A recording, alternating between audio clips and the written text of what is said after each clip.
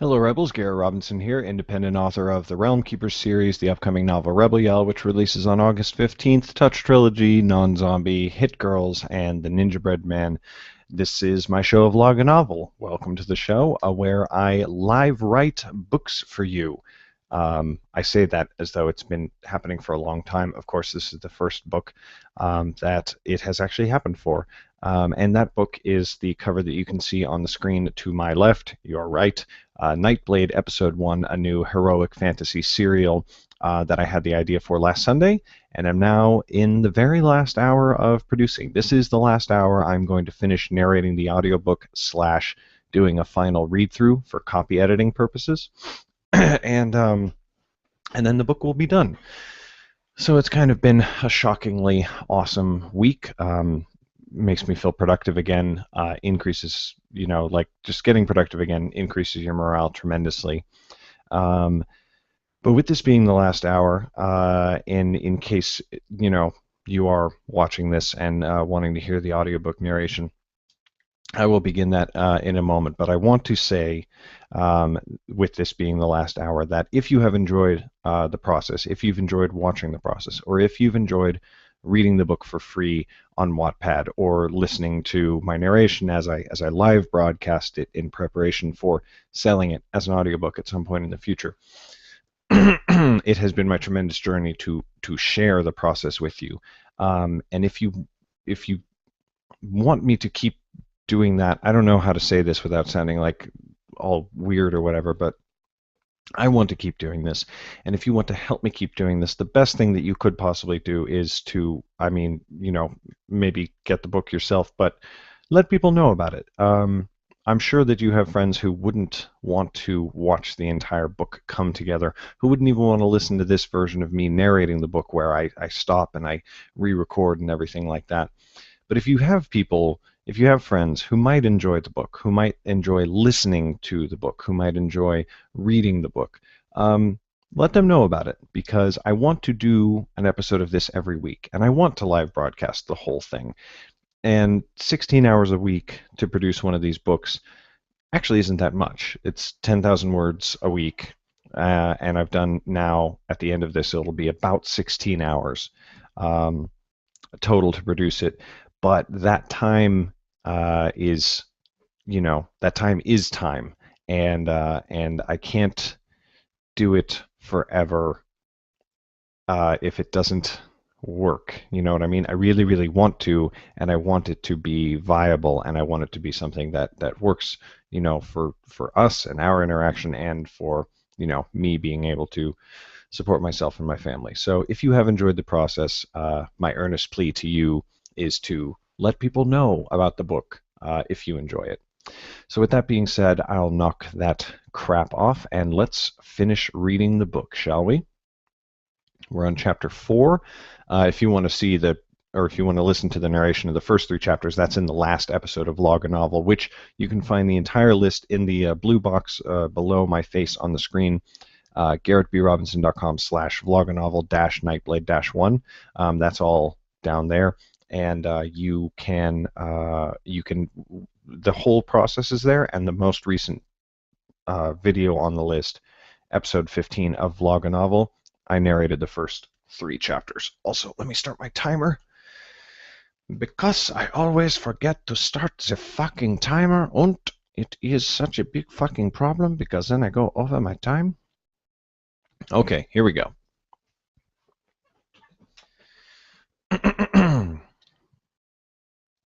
Mic check, check, check, mic check.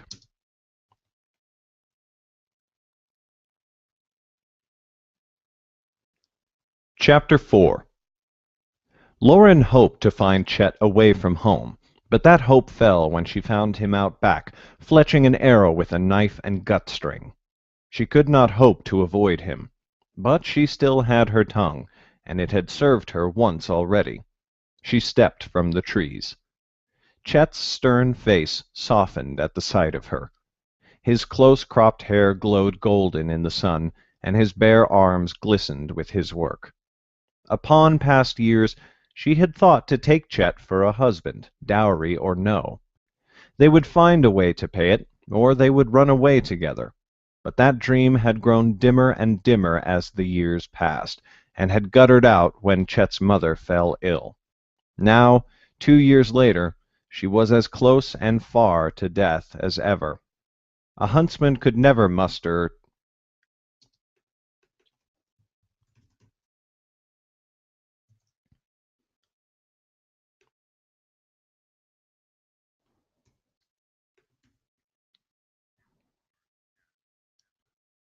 A huntsman could never muster Lauren's dowry, and Chet would never leave his home to run away.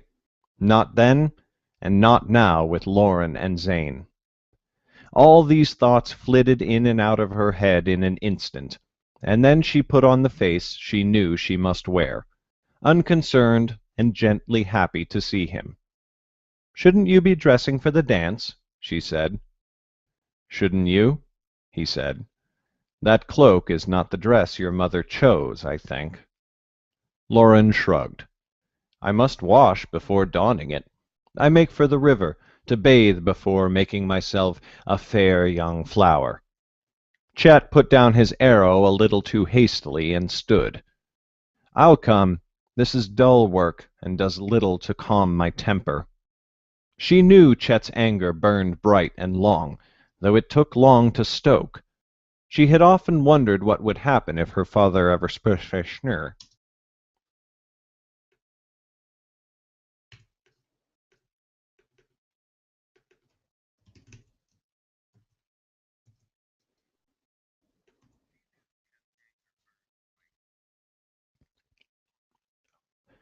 She had often wondered what would happen if her father ever sparked it true, but now she would never know. Lauren cocked her head and narrowed her eyes. "I think you presume much. A woman's bathing is no time nor place for a young fair-haired man who holds her in no bond of marriage." That had the required effect. Chet's face turned red as a beet. I meant I would wait behind the bank, of course." Lauren laughed lightly. "Don't fret so. Will you dance with me tonight?" "And will you with me?" He stepped closer. He stepped closer.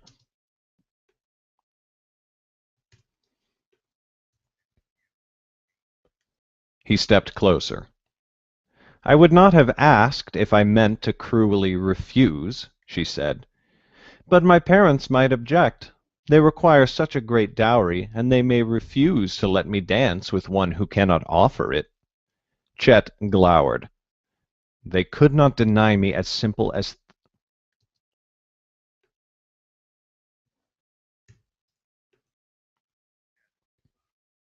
They could not deny me as simple a thing as a dance.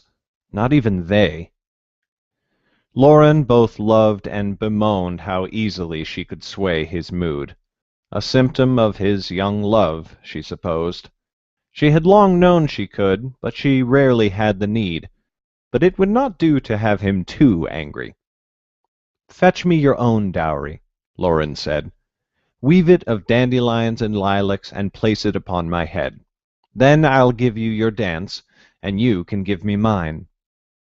He flushed again, but gentler this time. Pretty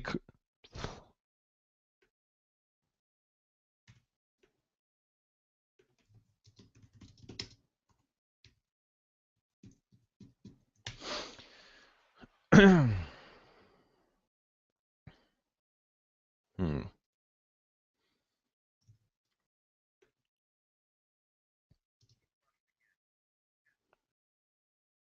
A crown of pretty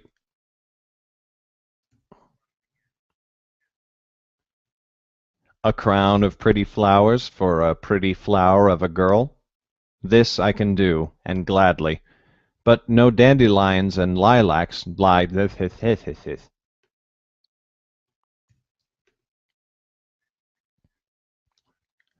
but no dandelions and lilacs lie near the river.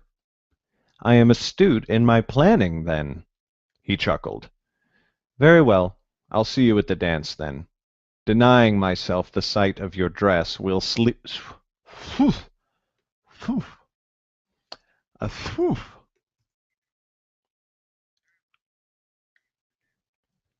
Denying myself the sight of your dress will sweeten the pleasure of its revelation.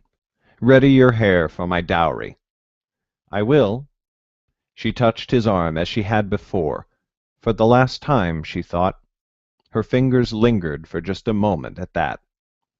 He wandered off to the southeast.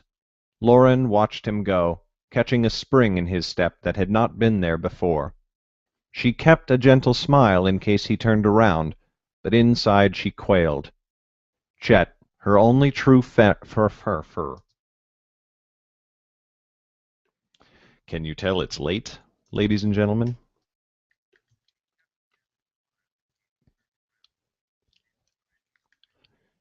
Chet, her only true friend in all the world. Chet, foolishly and incurably in love with her. She would miss him more than all the rest, more than the forest itself. As soon as he had gone, she slipped in the back door of his house.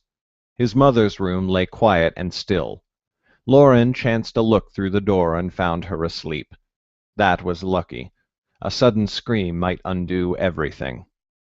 Lauren went to the rack on the wall and pulled down one of Chet's hunting bows. She took the one of poorest make. It would serve for rabbits and squirrels, and she needed nothing grander. Lauren strung it quickly and slung it on her back, then stooped to a low shelf where two quivers full of arrows waited. She took... Excusez-moi. Pardonnez. My manners are so terrible.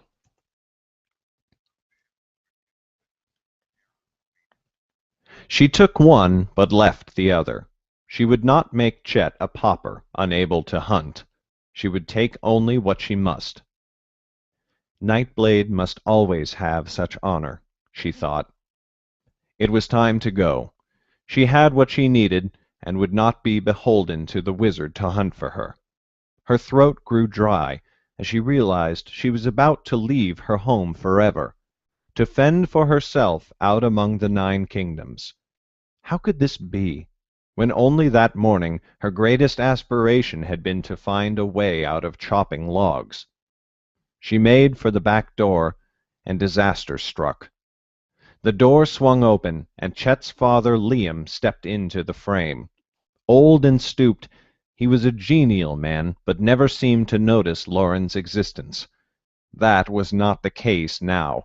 He froze on the spot and gawked at her, his watery eyes growing wider and wider. He opened his mouth to cry out. She had the bow in her hands. Before she could think, she leapt forward and slammed the wood into his temple.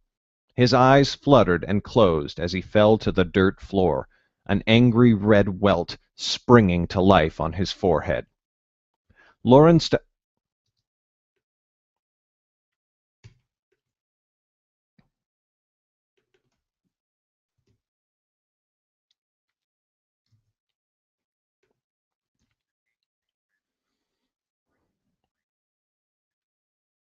Lauren stifled her cry with the back of her hand and dropped to one knee. She placed a palm on his chest and felt a strong heartbeat. Her eyes went to the heavy red welt on his forehead. Chet. He could have forgiven Lauren for fleeing the village without telling him, but he could never forgive this. Could he? It doesn't matter, she thought. Soon she'd be in the forest, never to return. She shot to her feet and ran out the door. She made it to the trees and almost kept going, but at the last moment she couldn't leave without a final look. So she stopped beneath the low branches of an oak and turned to her home one last time. Her eyes roved across the simple houses, the smoke from the smithy, the pile of wood outside her house, her father. Her father. He stood by the chopping block, Lauren's axe in his hand, and just as her eyes found him, he saw her. He stood dumbstruck for a moment. He took in her cloak, the sack hanging from her shoulders, the bow slung across her back. His face contorted in fury. Lauren turned and ran into the woods. As soon as the village fell out of sight, the terror in her veins turned to rage. Far too late to do her any good.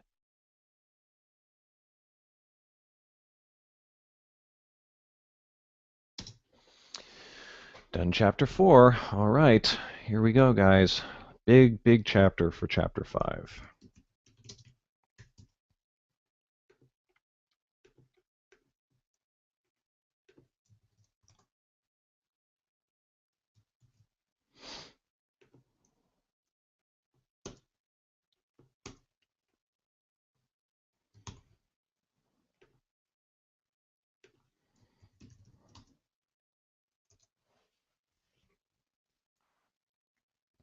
Oh, by the way, I forgot to mention at the top of the show, if you are watching live, you can comment in the on the YouTube page, and I will see your live comments and be able to answer them.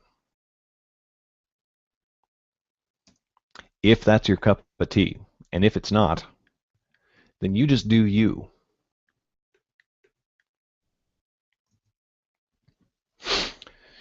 Here we go.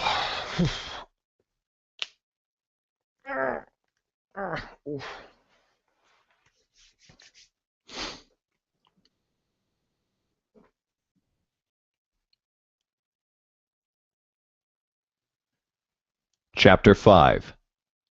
She pounded through the woods, wasting no time to cover her trail.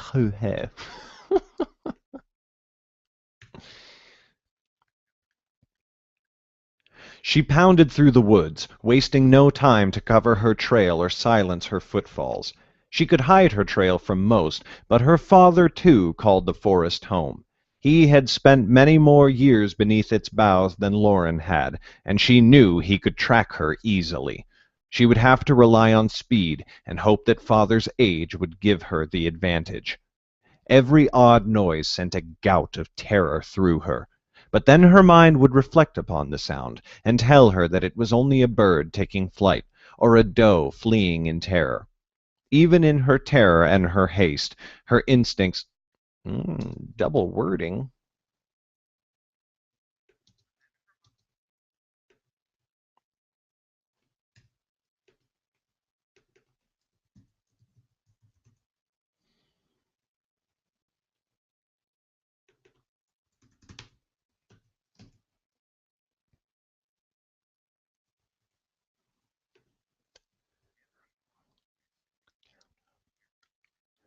But then she would reflect upon the...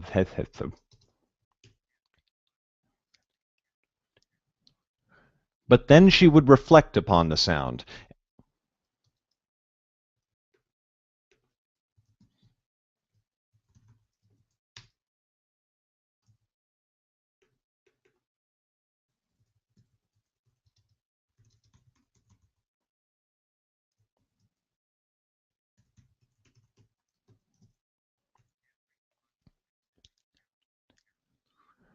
But then she would reflect upon the sound, and realize it was only a bird taking flight, or a doe fleeing from her footsteps. Even in her terror and her haste, her instincts could sense what her mind could not. It seemed an eternity before she saw the white bark of the birch copse far ahead. The summer sun beat down through the leaves, and sweat soaked every inch of her. She weaved through them, and her travel sack caught on branches again and again. She slung it off her back to carry at her side instead. In a few breathless minutes she emerged from the copse to find the forest empty. Panic seized her. Her hour had not yet passed. Where had Zane gone? She scanned the ground for his trail, but then she heard the snap of a twig, and he rose from behind a fallen log. "I'm pursued," she said quickly. His eyes flashed. "The constables?" "No, I sent them in the other direction. But my father spied me as I left the village." He muttered a curse. Lauren thrust a hand into her travel sack, wrapped it around cloth, and tugged.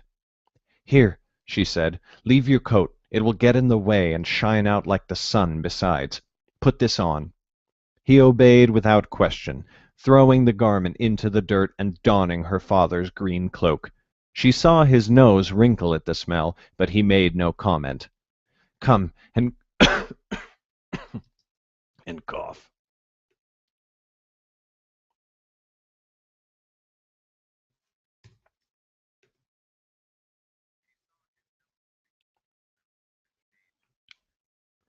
Come, and quickly, she said. Try to follow my path exactly. The track I take us on will be difficult to follow. Mayhap we can lose him. I have no quarrel with your father, growled Zane. We should split up, or you should stay.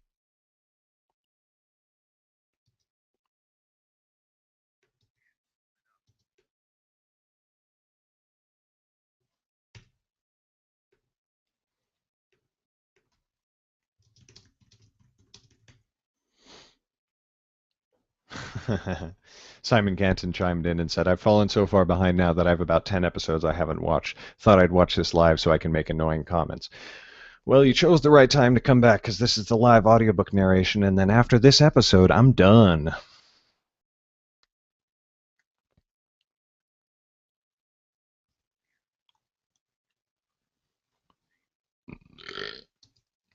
And then he belched loudly.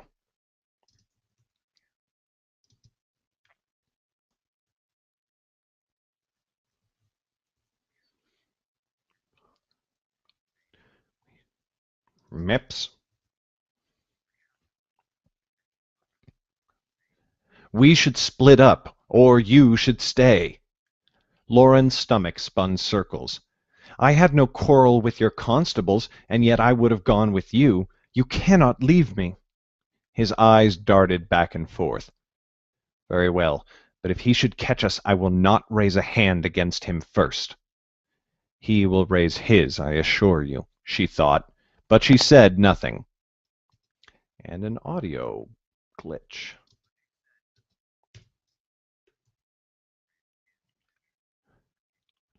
But she said nothing. Zane would go with her if she said nothing further to scare him off.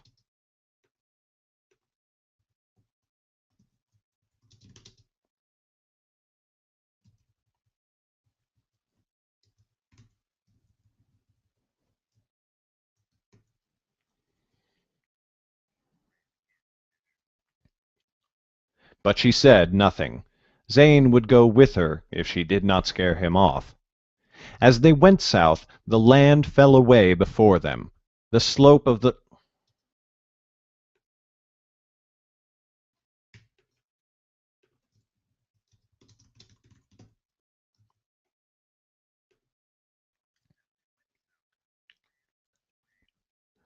the slope of the slop of the ground, my God. See, this is why I do a final read through out loud, man. You catch so much more out loud.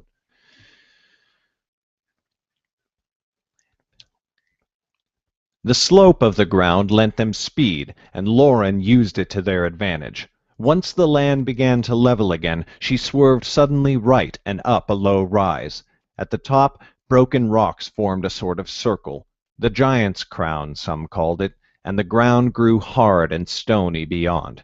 She followed the rocky terrain as long as she dared, but when it... Audio click.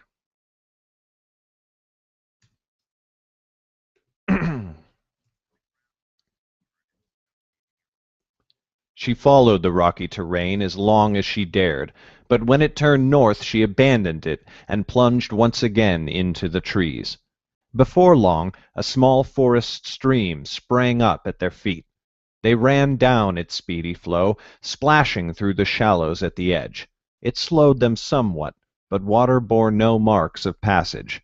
When the stream turned north, Lauren led Zane out of the water again. Here the trees were sparser, and they had to run long distances over open ground. Lauren imagined she could feel her father's eyes on her back as she ran. Her steps came faster, and faster still, but soon Zane began to tire and flag behind her. She had to slow her pace to match him, and every step seemed an irredeemable loss. You must hurry, she said. He will find us. Zane did not bother with an answer. He could move no faster, and they both knew it. After a time his ankle caught upon a protruding root, and he stumbled, and in that moment her father struck. He leapt from the shadows between two thick oaks. His hand lashed out, cracking against Lauren's cheek. She fell to the ground with a cry, and struggled up before he could pin her down. But he did not come for her. When he... Meps.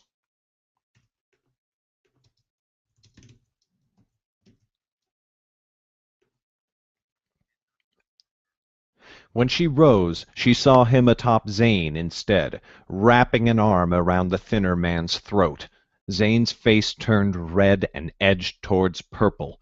He fought to bring a hand around, scrabbling for her father's face, but her father caught the hand and twisted it, prompting a screech of agony. Hearing that cry of pain, Lauren's mind turned to ice. Never had her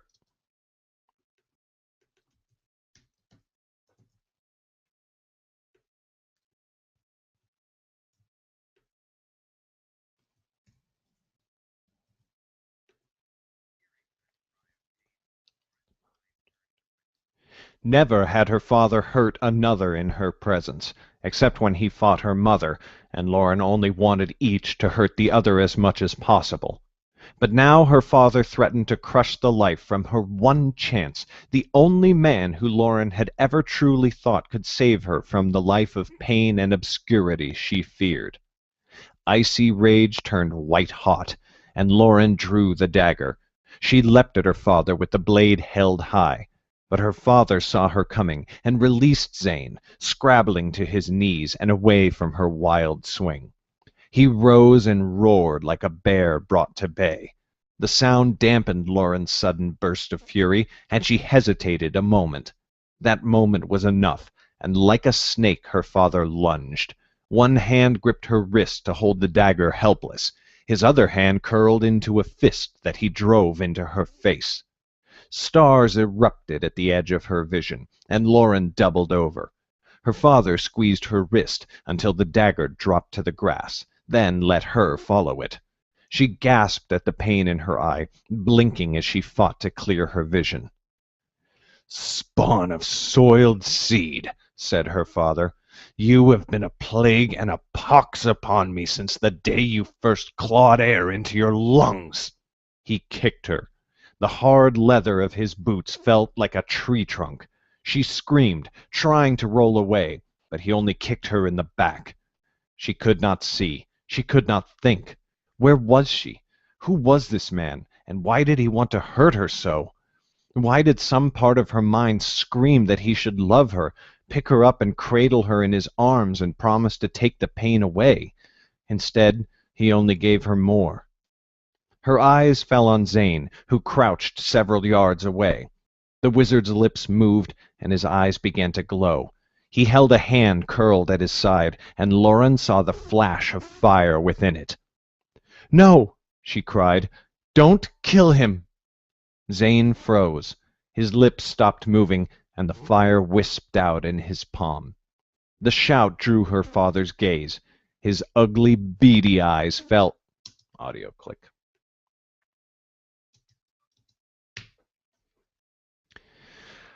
Simon Canton chimed in and said, "Are you going to continue VlogaNovel for more books, or are you going to stop doing it after this episode is finished?" I'm planning on vlogging a novel for Nightblade every single week and going back to my other books. Like next week, I want to do episode 2, Nightblade episode 2, very quickly, and spend the rest of the week getting back to Simulator, because I still want to work on that project. But next week, I also have to, so I have to finish final edits on Rebel Yell, so that's going to be the priority. Do Nightblade episode 2 as quickly as possible, finish final edits on Rebel Yell, then get back to Simulator. His ugly, beady eyes fell on the wizard, and his lips split in a grimace, revealing spots of blood. He leapt cat-like upon Zane and bore the wizard to the ground. This time he wrapped his hands around Zane's throat, digging his fingers in deep. Zane's eyes bugged forth, as though they would burst from their sockets. He gasped a phrase, and blue lightning sprang into being, but it vanished before he could unleash it. Lauren's heart broke. Zane would not have been here if not for her. He might have died on the way to Cabras, and he might not, but she had brought him to this place, and then brought her father's wrath, and now Zane would die for it. She could not allow it. She saw the dagger lying near her fingers and thought of her childish dreams. Nightblade could not allow it. She fought to her knees. Her bow still hung on her back, and by some grace of the gods its string was whole. Her fingers felt like wood, but she forced them around the bow's haft and pulled it free. Shakily, she brought an arrow to string and half drew. then took 2 stumbling steps forward. This time her eyes...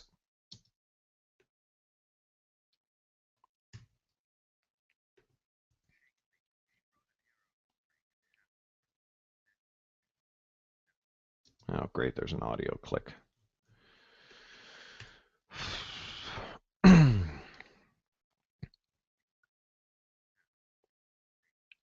Shakily she brought an arrow to string and half drew, then took 2 stumbling steps forward. This time her father had eyes for nothing but Zane. Lauren kicked as hard as she could, and something in her father's face broke under her boot heel. He fell away, rolling over and over to put distance between them as he screamed in rage. In a blink he regained his feet, but there he paused. Lauren's arrow rested at full draw, aiming straight for his heart. Slowly, her father's ham-fist hands came up on either side of his head. For every inch they climbed, the fury in his eyes redoubled. "No more," said Lauren. It came out as a whisper. "No more will you torment me. I am leaving, father, and I mean never to return." "You mean to defy me?" said her father. "You will do your duty as a daughter, or—" She pulled just a little harder on the bow, gaining another inch of draw. Her father's voice fell to silence. "You have never done your duty as a father," she said. "I feel I owe you nothing." "You owe me everything," he said. "I could have killed you in the cradle. I could have killed you when I woke up today and moved my bowel on your corpse. I made you, and now I see I made you worthless." "Then when I leave, you shall suffer no great loss," she said. She felt that his words should have stung, but she was beyond them. They were only a stronger flavor of the same things he had said all her life, and in this moment, now that another fate beckoned her, she stood under his sway no longer. Zane had finally regained his breath, and he came to stand at her side. He muttered, and as his eyes glowed white, a ball of lightning hovered in his grasp. "You think you can escape me?" her father said, changing tack. "I learned these lands years before I spilled you between your mother's legs. Nowhere in Selvin can you hide from me. Ready yourself for sleepless nights by a bright fire, for if you close your eyes in sleep, if for even a moment you let yourself sit in darkness—" Lauren loosed the shaft. It sank into her father's thigh. He collapsed to the ground without a scream, but with a gut-deep grunt of pain. "Chase us now," said Lauren. She turned and walked away from him, stopping for only a moment to retrieve the dagger and replace it in its sheath. She did not turn to see if Zane followed her, but after a moment she heard footfalls behind her. Her father's hateful screams followed them for a long while, long past the time when she could no longer understand the words. Finally the sounds died away, just as they reached the flat plain between the forest's edge and the King's Road to the south. The sun hung low in the sky by the time they reached it. Lauren had only seen the road twice in her life before. Its hard-packed dirt felt odd beneath her feet. Not far...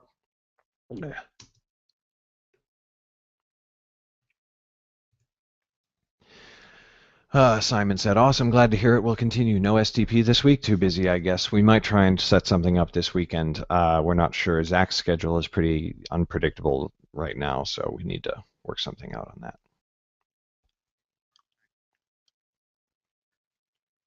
Not far beyond, they heard the whispering sigh of the Melnar as it babbled its way toward the High King's seat. "The King's Road at last." That was a terrible. That was so bad. So bad.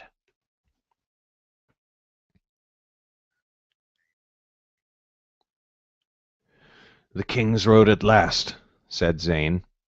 They were the first words he'd spoken since the fight, and they came hesitant and raspy from his throat. His bruises would long remain, Lauren knew. She feared to see her own marks on her ribs and her eye, and whispered a quick prayer of thanks that nothing had broken. But the road would not let her think of her hurts for long. "Is it as long as they say?" she asked Zane. "I do not know what you have been told," he said, "but I would imagine it is longer. Follow it west from here, and you will come to every capital city in the 9 kingdoms. Follow it east, and soon enough you will find yourself at the High King's seat." "But we do not go that way." He frowned. "No, we do not travel upon the road at all. Fast though our path might be upon it, watchful eyes would spy us far too easily. We must cut across and follow its course south, but far from its edge." Lauren nodded. "How far will we go tonight?" "Your arrow is well placed," said Zane. "We need not fear your audio pop.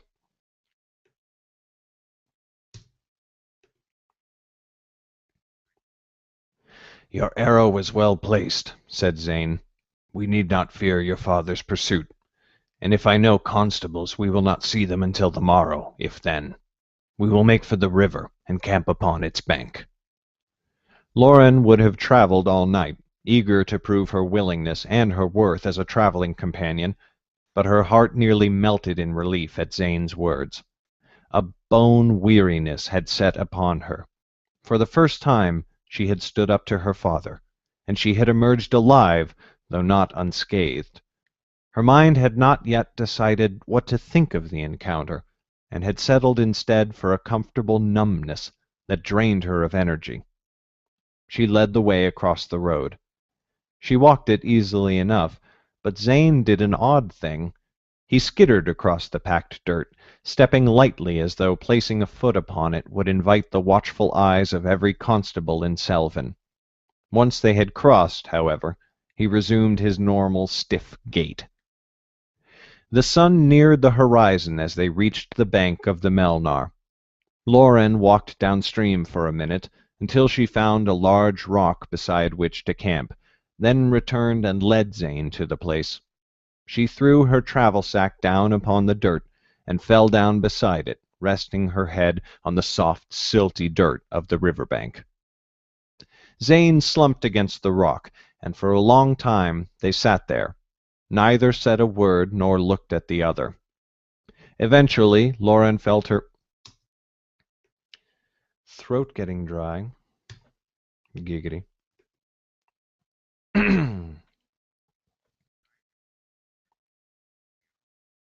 Eventually, Lauren felt her stomach rumble, so she dug into the pack and fetched some salted meat.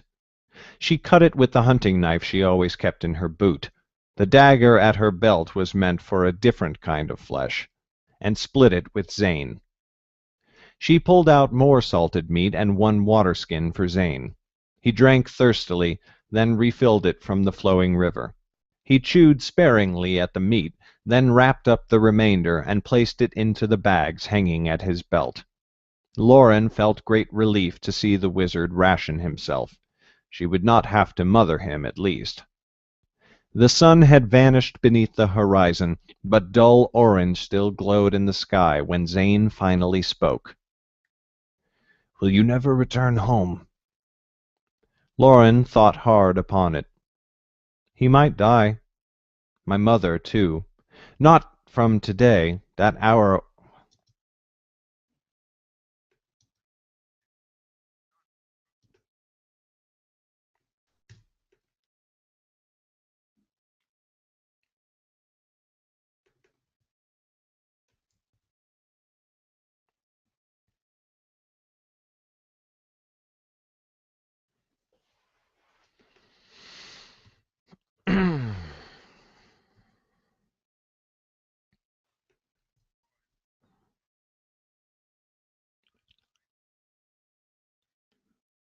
Not from today, that arrow wound will heal long before his temper does.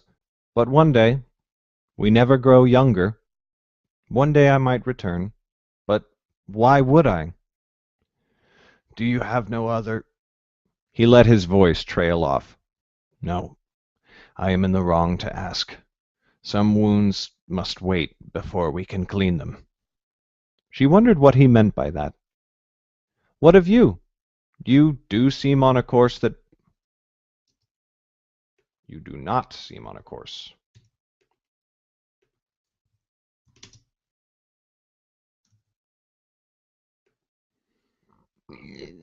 Excuse me.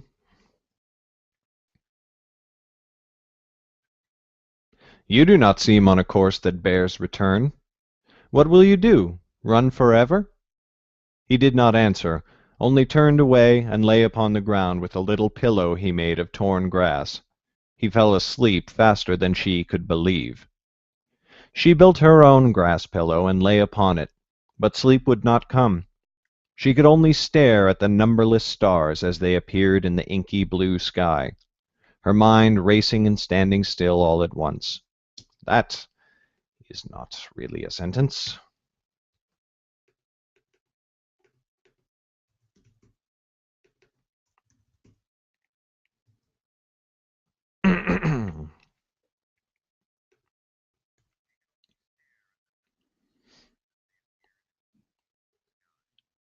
Her mind raced and stood still all at once. She could not think of home. She could not remember her mother's face. She could recall Chet, but not his voice. And she could not envision Cabris or any place else that lay ahead either. There was only the here and now, and the quiet bubbling of the river close at hand. She did not remember when she started crying, but once it began, it lasted until she fell asleep upon her pillow of grass. And when she woke, Zane had taken his meat and his water-skin and gone, leaving her alone by the river bank.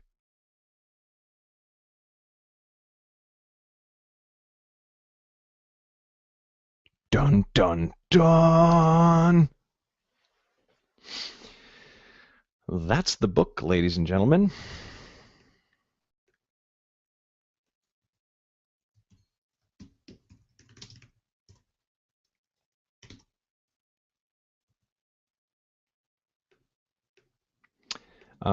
Save my Audacity file with the original recording, save an export of the whole dealy babaloo, and then export an individual audio file for each track.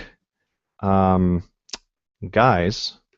and girls and everyone, I've logged a novel this week.